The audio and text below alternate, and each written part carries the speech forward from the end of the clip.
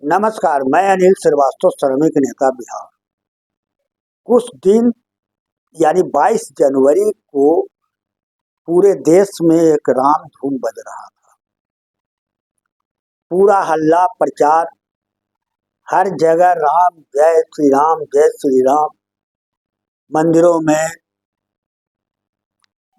मोहल्लों में, हर जगह। मैं भी चला देखने के लिए कि भाई ये राम धुन बज रहा है, जरा सब देखें। बहुत हल्ला है पूरे देश में, कई जगहों पर यह प्रचार है कि राम जी आ रहे हैं अयोध्या में, प्राण प्रतिष्ठा का कार्यक्रम है। मैं भी निकल पड़ा यह देखने के लिए कि देखे क्या हालात है। हर जगह राम भक्त लोग पूरा पट्टा तट्टा बांध करके, गले में रुमाल एक तरह का लगा करके, बांध के, लटका करके, टीका सीका लगा करके, कुछ माला ताला पहन करके चल रहे हैं। हाथ में पताका लिए दौड़ रहे हैं। मोटरसाइकिल पर जय श्री राम का लिखा हुआ पताका दौड़ चला जा रहा है।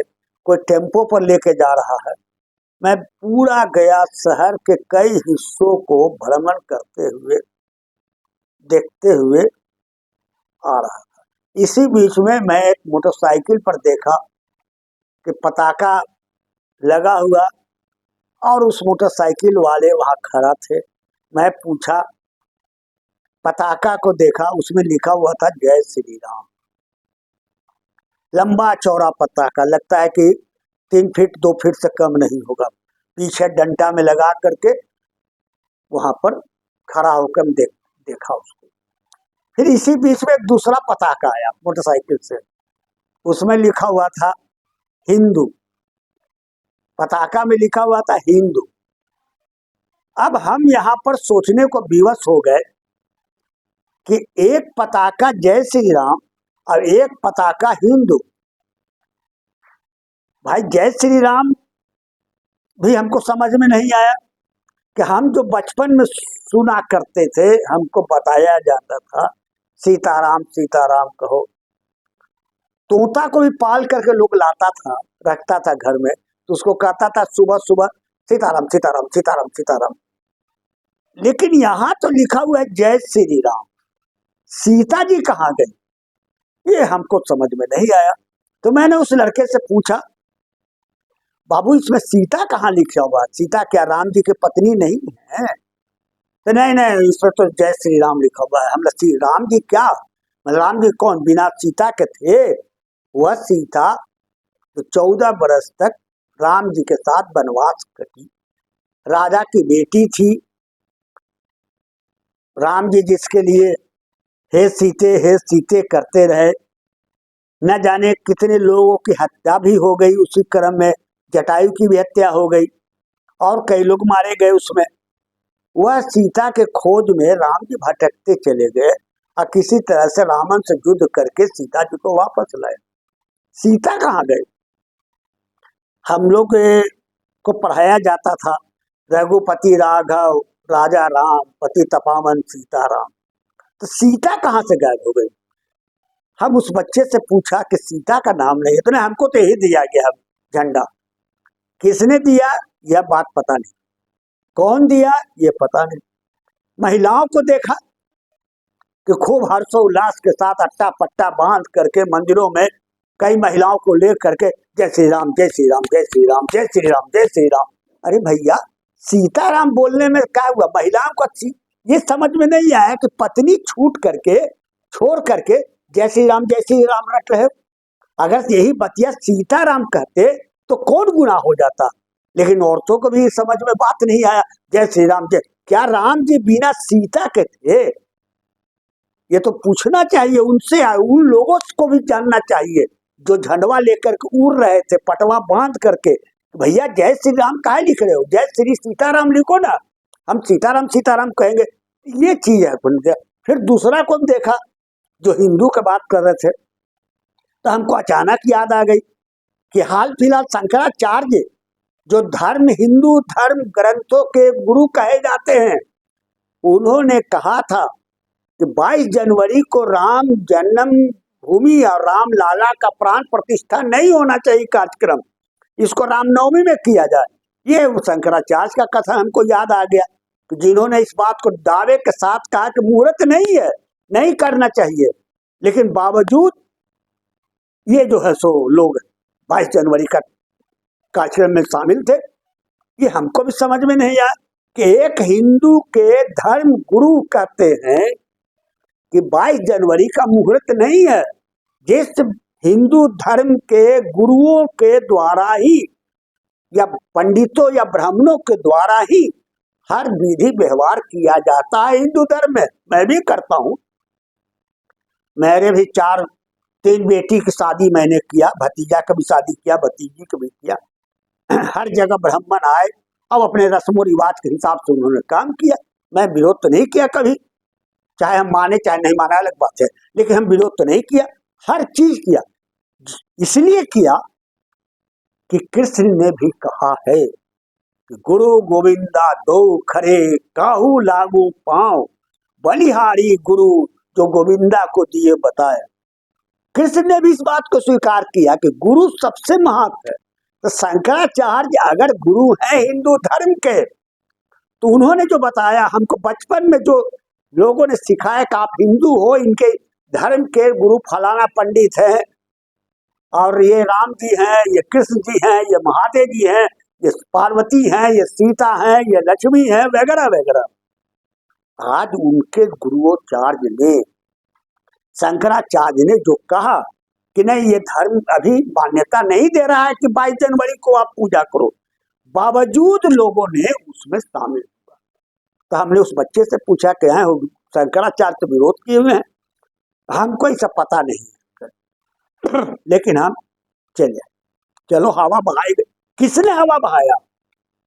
हम ये जानना चाहते हैं किसने ये 22 जनवरी को रखा, कार्यक्रम के पीछे कौन शक्ति थी जो हिंदुओं को भी डाइवर्सन कर दिया कि नहीं आप 22 जनवरी को करो। अब कुछ और बाबा ताबाल जितने लोग हैं चले आए, कहा भाई तो 22 जनवरी को होना चाहिए, कुछ आलोचना भी करने लगे लोग।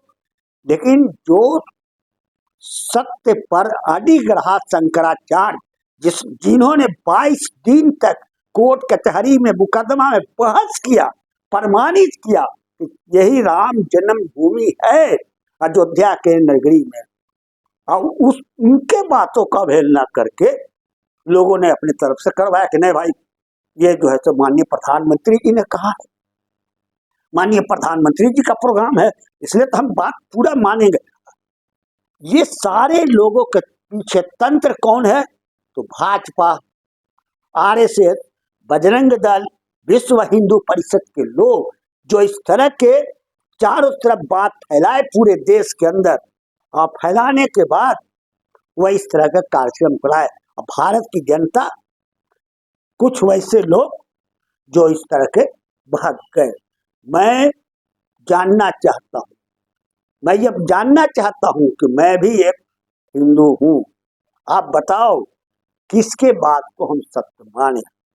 इसलिए मित्रों, ऐसा बात नहीं है कि मैं अयोध्या नहीं जाऊंगा, मैं भी जाऊंगा अयोध्या, मैं और पत्नी दोनों जाऊंगा, जाके देखूंगा कि भाई रामलला आ ही गए हैं, प्राण प्रतिष्ठा हो ही गया है, तो जरा हम भी चले उनसे कहने के लिए कि भगवान आप आ गए, प्रणाम करते हैं आपको, और हम आपसे कहना चाहते हैं कि हमें 400 रुपया पा रहे पेंशन, वृद्धा पेंशन हमको 400 रुपया मिलता है।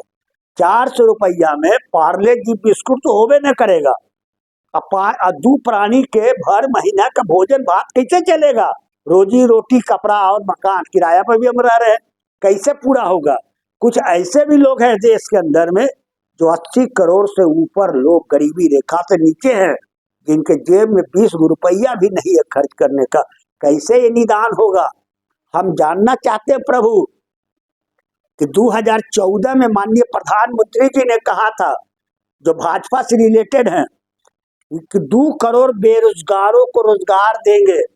हम पूछेंगे माननीय भगवान पर राम से कि बताइए कि जिन्होंने ये कहा था 2014 में कि महंगाई नहीं बढ़ेगी, महंगाई आसमान छू रही है। जिन्होंने कहा था कि राष्ट्रीय संपत्ति हम बिकने नहीं देंगे, जिन्होंने कहा था कि हम रोजी रोजगार सबको देंगे, स्थिति आज भारत यहाँ से यहाँ पहुंच गई। गरीब गरीब बनते गए, अमीर अमीर बनता चला गया, ये स्थिति आ गई। अब आप प्रभु आए हैं जिसकी कल्पना महात्मा गांधी बापू ने भी किया था कि देश जब आजाद होगा तो राम राज होगा, राम का राज्य होगा। अब आप आ गए तो क्या हम उम्मीद आपसे प्रभु करें कि भारत में राम का राज्य आवेगा आपका, जहां देश में गरीबी नहीं रहेगी, जहां देश में महंगाई नहीं रहेगी, सबको अमन चैन सुख से रहने का मौका मिलेगा। ये हम प्रभु से आगे विनती करेंगे कि आप आए हैं तो ये सब कम से कम भारत को सुधारिए। और उसमें भी इस बात को कहेंगे कि कुछ ऐसे भी लोग हैं भारत के अंदर जो देश के संविधान के आधार पर चल रहे हैं, उन पर कभी कभी जो है उनको रोका भी जा रहा है। कुछ ऐसे भी लोग हैं कि जो भारत के संविधान के मार्ग पर भारत को ले जाना चाहते हैं, लेकिन ये लोग है जो भारत के संविधान को मार्ग पर न ले जा करके भारत को केवल एक हिंदू राष्ट्र की ओर मार्ग पर लेके जाना चाह रहे हैं। इसलिए हम भगवान राम से भी मांगेंगे कि अगर प्रभु यह वरदान सारे भारतवासियों को दे, अब भारत के धरती पर राम राज का स्थापना करें, ताकि लोग इस देश में गरीब गरीब नहीं रहे और सबको समानता हो, सबको रोजी रोटी मकान आवास मिले। क्या यह व्यवस्था बन पाएगी? क्या यह व्यवस्था माननीय प्रधानमंत्री जी 2024 में पुनः भाजपा वाले लोग जो ताल ठोक करके मैदान में आने की बात कर रहे हैं, क्या वे आएंगे या नहीं आएंगे? और अगर ये नहीं आने में सक्षम है, क्योंकि आप तो अंतर्यामी है प्रभु, सब कुछ बात जानते हैं, अगर इनसे नहीं होने लायक है तो इनको हटा यहाँ से किनारे कीजिए। और अगला 2024 में जो लोकसभा का चुनाव है, नए दल को मौका दीजिए और उनके कार्यक्रमों को देखिए, बताइए कि इस रास्ते पर चलो। यही मेरा कहना है, ये मेरा पर्सनल विचार है साथियों। इसी विचार को मैं वीडियो के माध्यम से राष्ट्रीय जन कल्याण समिति के चैनल के माध्यम से हम कह रहे हैं। और आपसे आग्रह है कि अगर इसमें किसी प्रकार का कमेंट हो, कमेंट कीजिए, लाइक कीजिए, सब्सक्राइब कीजिए। धन्यवाद।